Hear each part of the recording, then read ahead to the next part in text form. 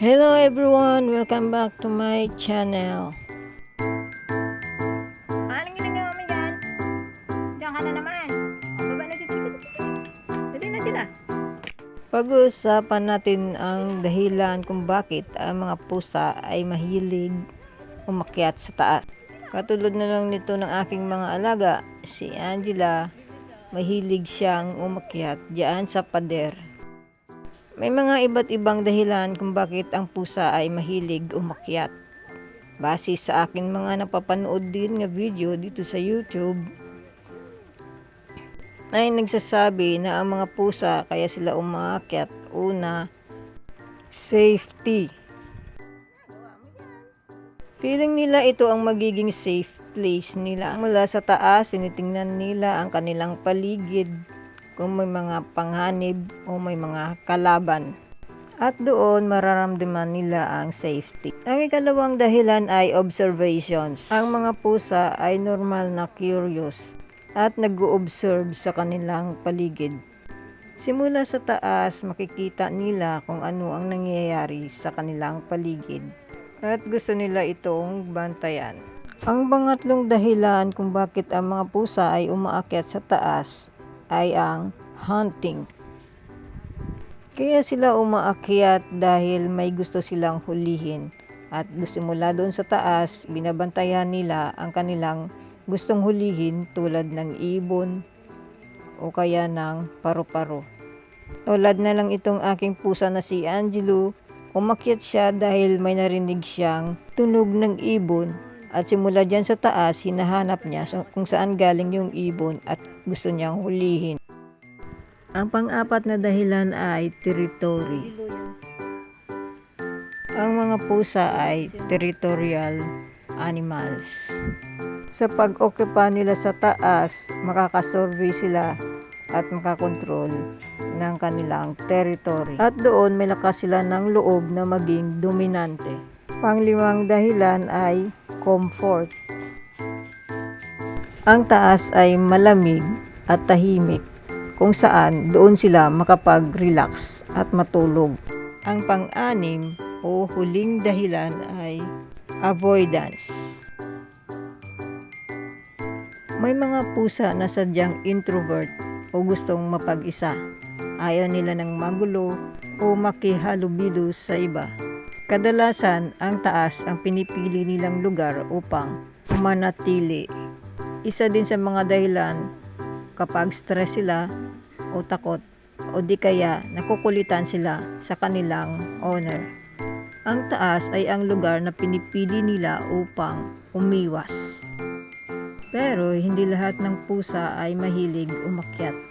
May mga pusa din na ayaw umakyat dahil sa iba't ibang dahilan. Una ay personality. Kadalasan sa mga pusa ay mahilig silang umaakyat-akyat. Pero may iilang mga pusa na ayaw nilang umaakyat sa taas. Mas gusto nilang manatili sa baba. Ang pangalawang dahilan ay ang edad or age. Kadalasan ang mga kuting o ang mga mas bata-batang mga pusa ang mahilig umaakyat-akyat. Mas gusto nilang nag-e-explore at gusto nilang umaakyat-akyat. Samantala ang mga may edad o senior cats, mas gusto nilang nanatili sa baba at mas gusto nilang nagpapahinga na lamang, magstay sa komportableng lugar. Pangatlo ay ang kalusugan o health. Ang pisikal na limitasyon ng isang pusa ay makakaapekto ito sa kakayahan o sa kagustuhang umakyat. Tulad ng isang pusang may arthritis, nakakaramdam sila ng sakit kapag tumalon o kaya umakyat. Pang-apat na dahilan ay environment. Kapag ang isang lugar ay mayroong taas o kaya may pader, katulad nitong sa amin, ang aking mga alagang pusa ay malayang makakaakyat-akyat. Puwera na lang kung ang isang lugar ay walang taas, walang mga cabinet, walang kahit anong taas. Kung kaya, hindi sila nabibigyan ng pagkakataong makakaakyat sa taas. Panglima ay ang breed. May mga lahi ng pusa na hindi mahilig umakyat. Pero karamihan naman sa mga pusa ay mahilig umakyat at nag-enjoy sila magstay sa taas. Tulad na lang nitong aking mga alaga. Puspin sila kung tawagin o pusang Pinoy. Mahilig silang umakyat, nag-i-enjoy sila magstay sa taas. Kung may makita silang taas, gusto nila itong akyatin. Lalo na kung may nakita silang gusto nilang hulihin. Itong si Angelo, tingnan nyo naman kung gaano siya ka-relax dito sa taas. At komportable pa siyang nakakatulog dyan. Ito naman ay isang tuxedo. Maliit pa lang pero mahilig na ang umakyat.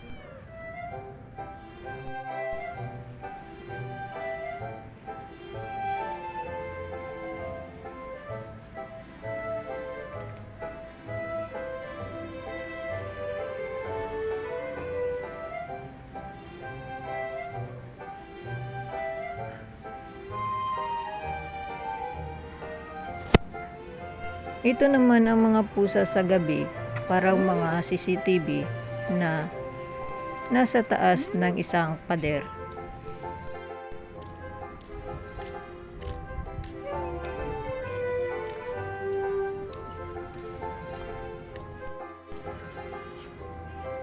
Dito na lang ang aming video. Salamat sa panonood. Bye!